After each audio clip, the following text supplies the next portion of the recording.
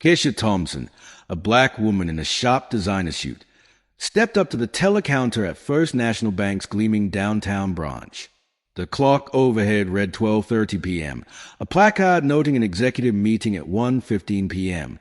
The lunch crowd hummed until Brad Mitchell, a teller with a sneer, cut through with, "What are you doing here? Welfare office is 3 blocks down." His loud voice turned heads. Kesha steadied herself as Brad, relishing the attention, added, "This is a real bank, not a check-cashing spot. You people always try scams with fake checks." He pointed to the exit. ATMs out there for EBT cards. Phone cameras clicked, capturing the scene. Maya Patel, a freelance journalist behind Kesha, started an Instagram Live, discrimination at First National downtown. With calm precision, Kesha slid a withdrawal slip forward. "I need $25,000 from my account." Brad's laugh was harsh. $25,000? More than most see in a year. What's your angle? He grabbed the slip, crumpling it. "You're gonna say you're an executive, right?" The thinning crowd was riveted. A white woman murmured, "Get security," while an elderly black man shook his head, silent. Susan Martinez, the branch supervisor, approached, heels clicking with authority. "What's going on, Brad?" she asked, siding with him. "Suspicious withdrawal," Brad said. $25,000, says she's a client. Susan raised her brows. "Unusual. We need ID and proof of employment for large withdrawals." Kesha presented a driver's license and a platinum First National card, its logo shining. Brad glanced dismissively. "Fake IDs are common. These counterfeits are slick." He waved the card like a prop. Maya's stream hit 847 viewers. Comments surging. "This is awful. Where is this?" "I've been a client for 6 years," Kesha said, her voice firm despite the insult. "My account number's on both." Susan closed ranks with Brad. "We have protocols for large transactions, especially certain accounts, to prevent fraud." The phrase "certain accounts" stung. Maya's phone caught their subtle glances, their intimidating stance. Security guard Jerome Washington appeared, his unease clear but duty-bound. "Jerome, possible fraud," Susan declared loudly. Kesha's phone buzzed. Federal Reserve call. 2 p.m. She silenced it, unnoticed by most. Brad leaned back, dramatic. "I deal with this daily. Fake IDs, sob stories, people trying to con us. This is First National, not a corner shop. We serve real clients." A businessman muttered, "If her it's good, give her the money." But a white woman nodded at Brad's caution. Susan produced forms. "We need income proof, employment verification, and your plans for the funds."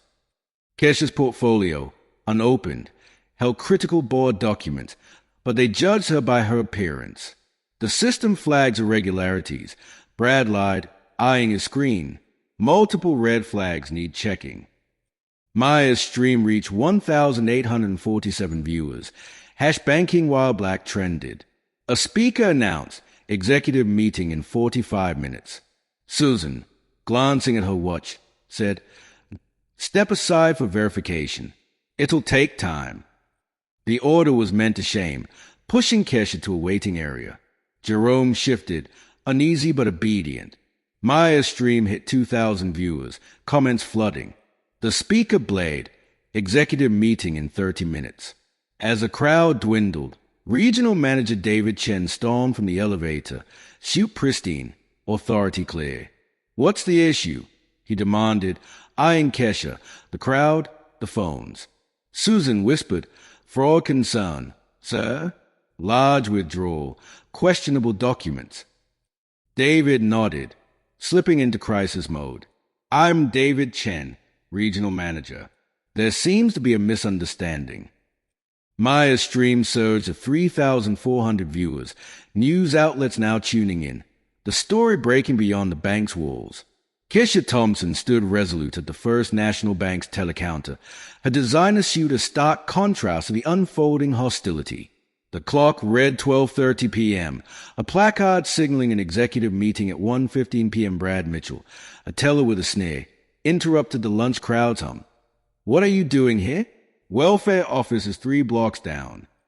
His loud voice drew stares. Kesha steadied herself as Brad continued, "This is a real bank, not a check-cashing joint. You people try scams with fake checks." He pointed to the exit.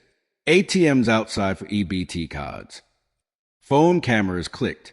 Maya Patel, a journalist in line, started an Instagram Live. Discrimination at First National downtown. Kesha slid a withdrawal slip forward. "I need $25,000 from my account." Brad's laugh cut deep. $25,000? More than most see in a year. What's your play? He crumpled the slip. "You're an executive, right?"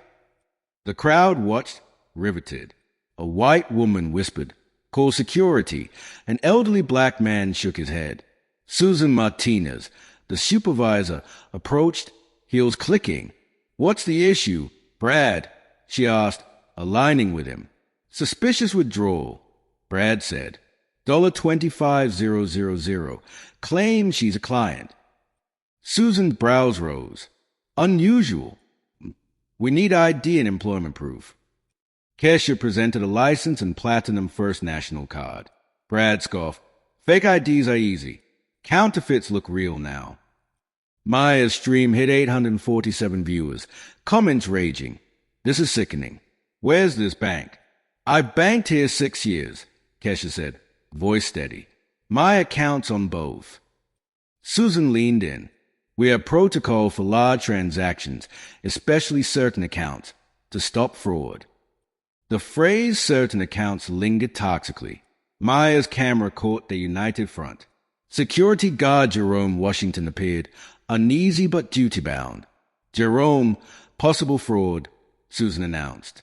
Kesha's phone buzzed. Federal Reserve call. 2 p.m. She silenced it. Brad, dramatic, said, "I see this daily. Fake IDs, sob stories. This is First National, not a corner shop." A businessman muttered, "If it's good, give her the money." But a white woman nodded at Brad's caution. Susan pulled forms. "We need income proof, employment verification, your plans for the funds." Kesha's portfolio, unopened, held critical documents, but they judged her skin. "The system flags irregularities," Brad lied, glancing at his screen. "Red flags need checking." Maya's stream hit 1,847 viewers. Hash banking while black trended. A speaker blared.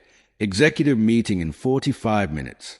Susan, checking her watch, said, "Step aside. Verification takes time." The order aimed a shame. Jerome shifted, uncomfortable. Maya's stream reached 2,000 viewers. David Chen, regional manager, burst in. "What's the problem?" he demanded, eyeing Kesha in the phones. Susan whispered, "Fraud concern, sir. Questionable documents." David nodded. "I'm David Chen, regional manager. There's confusion." Kesha replied, "No confusion, Mr. Chen. I'm withdrawing my money." David, loudly, said, "Schemes are common. Identity theft, forgery." Jerome suggested, "Maybe a private office." David refused. Transparency matters in fraud cases. Maya's stream hit 5,200 viewers. Comments erupting. "This is racism. Sue them." An elderly woman, frustrated, approached. "I need to deposit before lunch closing." Brad replied, "We're handling a security issue." The woman eyed Kesha suspiciously. "You have to be careful." A black professional countered. "She has ID and a card. What's the problem?" Susan snapped, "Don't interfere with protocol." David added, "We need employment verification, tax returns, and affidavit." Kesha's phone buzzed. Text from her lawyer. Saw the stream. Intervene? She ignored them. "This is standard." David lied. The speaker announced, "Executive meeting in 20 minutes." Susan fidgeted. She needed to prep. David pressed, "What's your employer?" Kesha said, self-employed. Brad snorted. Entrepreneur. Who? No real income proof. Maya's stream hit 7,800 viewers. #First National Discrimination trended. Jerome, reluctantly, asked for more ID. Kesha complied. David said, run these through fraud detection. A young black woman recording challenge. You're harassing her. Susan retorted. Policies apply to all. A lie. Others transacted freely. Maya's stream hit 12,400 viewers. The speaker blade. Executive meeting in 15 minutes. David's radio crackled. Corporate security needs your live stream. Wait for verification. David told Kesha. It'll take hours. Kesha opened her portfolio, pulling a business card. Kesha Thompson, CEO, Thompson Financial Group. Brad scoffed. Fake card. David squinted, unease growing. Kesha handed another. First National Board. Preferred shareholder. David paled. You're on the board. Kesha's voice hardened. Thompson Financial owns 31% of First National. Today's meeting is my board review. The lobby froze. Brad dropped the card. Susan stepped back. Maya's stream surged to 28,400 viewers. She owns a bank. Kesha revealed, I've been testing customer service anonymously. You provided discrimination data. David stammered, radio buzzing. Code red. Bank President Robert Sterling rushed in, disheveled. Ms. Thompson, this isn't our values. Kesha counted. It's exactly what we've documented. 47 complaints, 78% against people of color. She showed a tablet. First National Customer Satisfaction, 68%. Maya's stream hit 52,000 viewers. Kesha continued. Federal Equal Credit Opportunity Act violations carry $500,000 fines. Our lawyers are analyzing the stream. Sterling's face tightened. Kesha added, shares dropped 4.2%, $340 million loss. The crowd applauded. Mr. Sterling, Kesha said, shall we discuss changes? Brad, Susan, and David stood stunned, careers crumbling as a viral stream reshaped banking history. The banking scandal unfolded in split-screen coverage as the industry watched its most significant discrimination incident play out live. Our audit reveals alarming trends, Kesha stated, flipping through a familiar binder Sterling recognized from executive reports. First National has faced 47 discrimination complaints in just 6 months. She passed him a document that shook in his grip. 78% involved customers of color, with 63% traced to branches exhibiting the same prejudiced behavior witnessed today. Brad Mitchell stood motionless by his teller window, realizing his professional downfall was happening on camera. Susan Martinez gripped her supervisor badge tightly, but her panic was unmistakable. The damage goes beyond stock fluctuations, Kesha added, displaying after-hours trading charts. With Thompson Financial's 31% stake, we have substantial governance leverage. Sterling scrambled through crisis protocols, realizing how unprepared the bank was. What steps would show we're serious about reform? He asked. Accountability begins here, Kesha replied, indicating the employees responsible. Mr. Mitchell is terminated for violating anti-discrimination laws. Ms. Martinez is suspended pending investigation. She referenced legal filings that made Sterling tense. This went beyond internal policy. Mr. Chen's regional oversight requires review. His handling of multiple complaints suggests systemic neglect. David Chen paled, knowing his career in finance was likely over. Kesha cited regulations with precision. The Community Reinvestment Act mandates equal service. Today's incident, combined with our data, meets the threshold for federal patent and practice violations. Sterling's phone vibrated incessantly. Corporate lawyers, regulators, and board members had seen the broadcast. The liabilities were compounding by the second. On camera, his expression shifted as the magnitude of the crisis hit him. Federal probes, lawsuits, and the withdrawal of their biggest investor, Thompson Financial Group, loomed. The banking scandal played out in real time as institutional investors managing $2.3 trillion in assets watched closely. BlackRock, Vanguard, and State Street are tracking tonight's response for ESG violations, Kesha stated, displaying her contacts. The unspoken threat was clear. If major investors followed Thomson Financial's lead, First National stock could collapse beyond recovery. Our ESG ratings directly impact investment decisions, she continued. Tonight's incident constitutes a material breach of corporate standards. She produced legal filings that made Sterling stiffen. Federal banking rules mandate immediate reporting of civil rights violations. Our compliance team alerted the FDIC, OCC, and Federal Reserve 40 minutes ago. Nearby, Jerome Washington stood silently, his earlier unease now justified as professionalism rather than defiance. Kesha laid out demands with boardroom precision. 1. Immediate termination of all employees involved, with investigations into past conduct.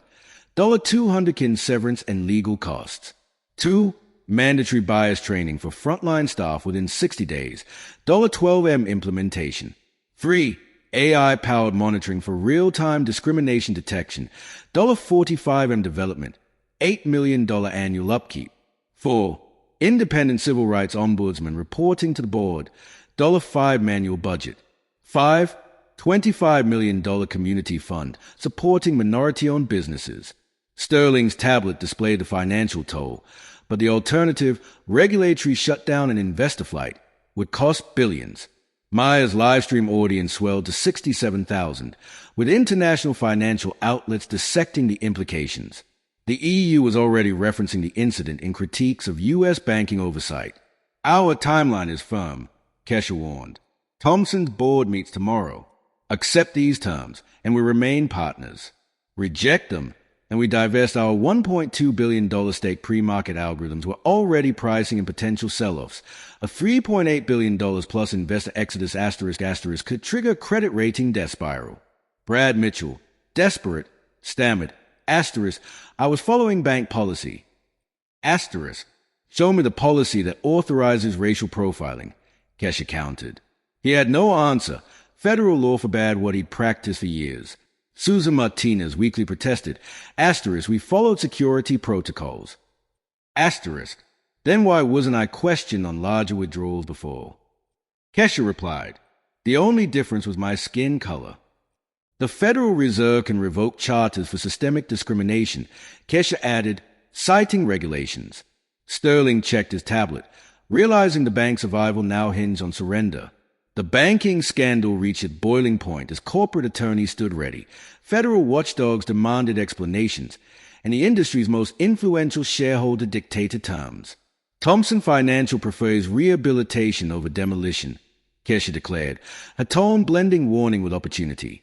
We'll collaborate with First National, but only for authentic systemic change, not superficial adjustments. The measured ultimatum carried more force than any legal action. Financial leverage was accomplishing what years of activism hadn't, compelling institutional reform through economic necessity.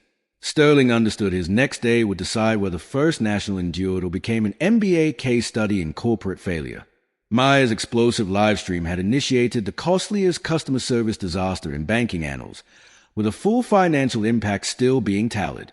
1 day later, Robert Sterling faced First National's emergency board assembly. His prepared remarks trembling faintly, the polished conference table mirrored the director's anxiety as they awaited the response to Thomson's demands. We accept complete accountability, Sterling commenced. On social platforms, Bank Owner Reckoning had amassed 3.2 million engagements, sparking worldwide debates about financial sector prejudice. Brad Mitchell has been terminated. *, our internal review revealed 34 documented grievances spanning 7 years. Personnel files confirm minority clients encountered barriers never imposed on white customers. Kesha, now the unchallenged majority stakeholder, locked eyes with Sterling. And Martinez, discharged for facilitating discriminatory practices. David Chen had preemptively resigned. His regional supervision had permitted bias to proliferate. The transformation unfolded at breakneck speed. $67 million instant funding commitment. Jerome Washington elevated from security to head of compliance. Maya Patel appointed director of public accountability. AI surveillance systems commencing beta trials. Dr. Angela Davis installed as independent equity auditor.